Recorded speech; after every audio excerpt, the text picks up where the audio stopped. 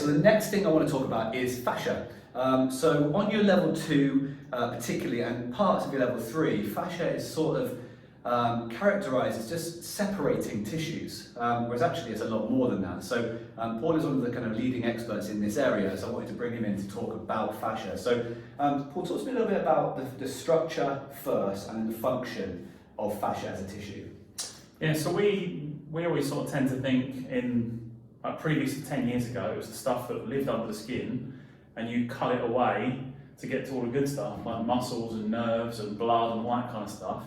And it was seemingly just something to be disregarded.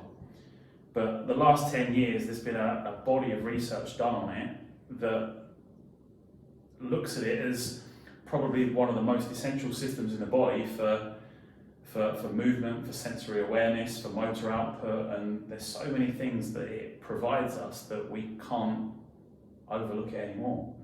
So like you say, it connects everything in the body. So it means that your foot and your opposite side hand have integrated communication between the two structures. So it connects everything in your body so that you can have body-wide integrity when you move. But in the same breath, and it sounds oxymoronic, that it also allows tissues to disconnect as well, which sounds a bit strange, but if you had your hamstring and your adductor magnus stuck together and they moved as one glob, you can't express individual independent movement. So it allows integration of muscles and joints that connect body-wide so you can move efficiently, but it allows that disassociation between muscles to lengthen and shorten so that we can have independent movement as well. So it connects and it disconnects. What it also does is it allows every cell in the body to communicate with every other cell in the body. So, blood cells, nerve cells, muscle cells, bone cells, they all communicate with one another, and it's only the fascial system that allows that connection and that communication to be fed throughout the system. And then when you think about probably the most relevant piece for movement is that it's very proprioceptively enriched. In the fascial system, they've already said that there's 6 to 10 times more sensory awareness or sensory receptors in that tissue than muscles alone. So your brain is heavily dependent on what the fascial system's telling it. Very rarely does it ever listen to what muscles are saying. So fascia is your sensory system, so it's dictating what's coming into the body, and then it dictates then the motor outcome. So the fascia tells the muscles what to do based on what information comes in first. So there's communication, there's connection body-wide, there's disconnection between tissues, there's cell information and communication going on, there's fluid dynamics, blood, water, lymph, all carried through this system as well. And then when you think about, why we're training, we think of muscles moving the body, but we know now that fascia has the ability to move. So if I do something in a gym situation that provides or requires my body to produce force, we know 9 times out of 10 what will happen is the fascial system will stiffen as the muscles contract concentrically and eccentrically, and that's how the joint moves in that situation. But what we've got to remember at the end of the day is that muscle costs the body energy. It requires ATP to fuel muscle contraction, and the body doesn't want to use that option every day, every minute of every day, because it's energy costing to the body. So imagine a situation where we're walking down the road. If you can save muscle and use other structures in the body to get movement done at minimal energy cost, the body would prefer to do that. So what they've shown now is that when you walk, when you run, when you do something outside of the 4 walls of a gym, let's say walking, your foot hits the ground, what they'll show is your calf muscles literally stay in an isometric position throughout the cycle of gait. But what will happen is the fascia that runs across through the muscles, underneath the muscles, the stuff that becomes your tendons and ligaments is the stuff that actually lengthens and shortens. So it stretches like a rubber band, and then as you propel forward, it will give you that energy return back to the body. So fascia, as well as muscle, has an equal responsibility for movement. All those things we said before is part of its functional output, And the reason why we train in anyway, and I always think, is that we're trying to build in ourselves and our clients a resilient and robust system.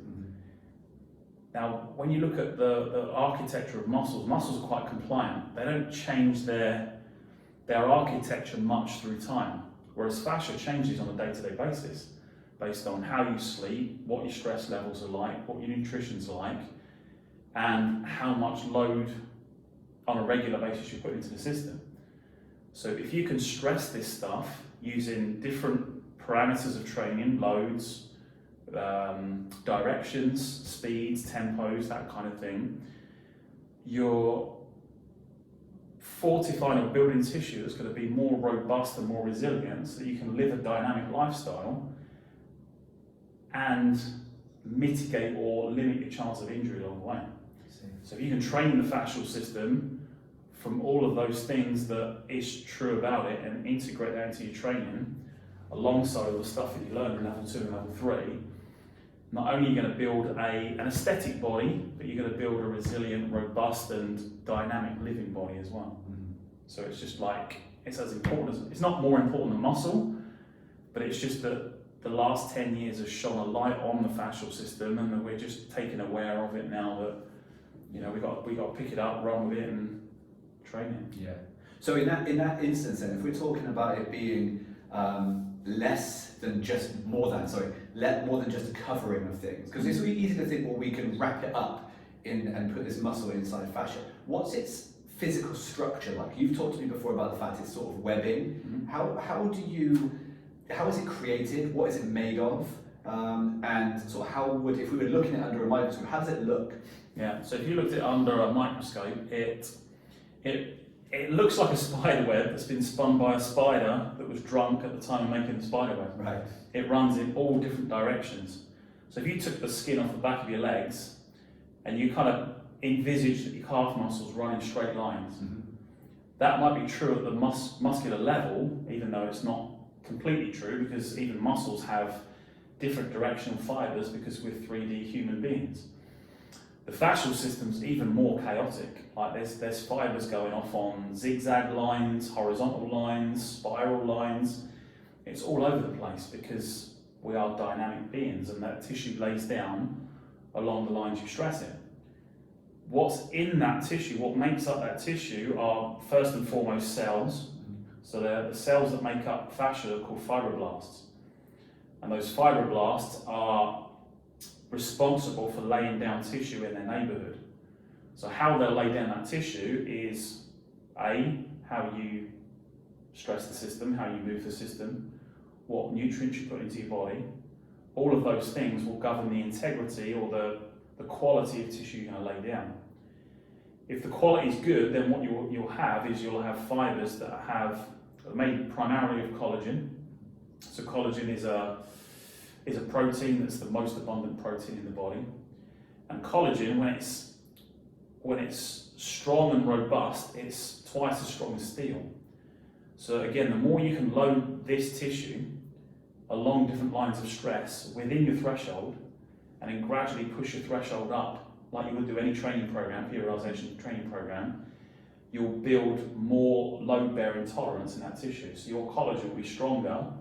So if you go to walk off a curb that you didn't know was there because you're on your phone and your knee caves in at 100 miles an hour, if your medial collateral ligament isn't resilient enough to deal with that impact, your MCL gets blown out. Yeah. But if I can train you in odd positions and build up the load-bearing capacity of that tissue, theoretically you can live to withstand that stress when it comes your way. So you'll have longer, stronger collagen through stressing it on a regular basis. The next thing after fibroblasts and collagen is probably about 20% of that then is water, or 80% of that is water. So most of that is fluid. The more fluid that tissue is, the more elastic it is as well, and the more pliable as a system it becomes. So again, if you're constantly moving and keep pumping the system, then you've got fluid between fibers. You imagine these are fascial fibers, my fingers. Every fiber, including muscle, should have fluid between it. So if you've got fluid between fibres, that enables all fibres to glide and slide, and that's effective movement. If I sit down for prolonged periods of time, or I eat sugar-rich foods that dehydrate my tissues, those tissues get stuck together, and then I go to express movement, guess what? I can't move it. And then that's the stuff that ladders up to inflexibility or pain.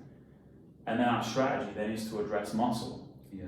But it's not so much muscle that we need to address, it's this stuff, because this stuff is the be all and end all of how our current state of stress and load in the body is at the time. If those things are good, then that tissue quality is high. If it's not so good, then inflexibility, pain, stress, and inelastic tissue becomes a plague of the system. Yeah. So if I can make sure my intake of nutrient food is high, my movement is regular and daily, and I incorporate some load into my training, some three-dimensional movement into my training, then there's going to be an abundance of high quality elastic tissue that's pliable, resilient, flexible, lots of sensory awareness in that tissue that communicates with my brain and my other tissue. And when life throws up those inevitable, you might get injured here, or this is not going to be a good situation for you, if I train that and live that lifestyle that is three-dimensional and is incorporative of variable loads, and I train my body in different ways, then I'm going to be better able to withstand whatever life and sport throws my way. So we have to get out the idea of just training one way, or looking at just a typical periodization model of training, because movement goes way beyond just muscles. Yeah. So it's something that the last little piece I wanted to talk about was in terms of people watching this video and relating to this. It can be quite difficult to go, well, I've never felt that, or well, it could be a restrictive feeling if you're not allowing the body to move in a certain way. But also the big primary one that I think most people would have heard of is if you have like plantar fasciitis. That's the one that probably is the most common fascia structure injury, right? yeah. So can you just talk about that very briefly? Is that based on the fact that the foot isn't able to take the pressure the body's putting on it, and that structure hasn't been stretched and moved in a way that it should be? How does that sort of thing come about? So plantar fasciitis, a lot of the time, you think you've got a band of tissue that lives under the undersole of the foot. It's a very strong tissue, but very highly elastic, lots of fluid in that area. If you've got let's say a restrictive shoe, or you've got a foot and ankle that doesn't move so well, one of those or both of those situations will cause an inability of your foot to collapse when you hit the ground, walking, running, squatting, deadlifting. If your foot doesn't have the ability to go through motions of pronation and recoiling, then that tissue doesn't get to experience its lengthening and shortening.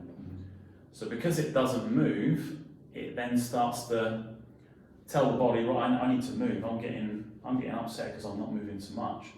So what will happen then is the tissues will start to decalcify, the sensory awareness to that area becomes less and less because there's no movement to keep that mapped to my body. So generally, if you've got a plantar fasciitis issue, or you've got pain under the sole of the foot, it's often due to a restriction in the foot and ankle joints, the bones in the feet or the foot and ankle joint, or you've got a footwear that's maybe too spongy, and it's the sponge and the cushion in the trainer that's causing all the movement for you, and a God-given tissue that's underneath the foot is just being redundant because the foot and ankle, the shoe's taken over the design and the natural function of what the foot should be doing.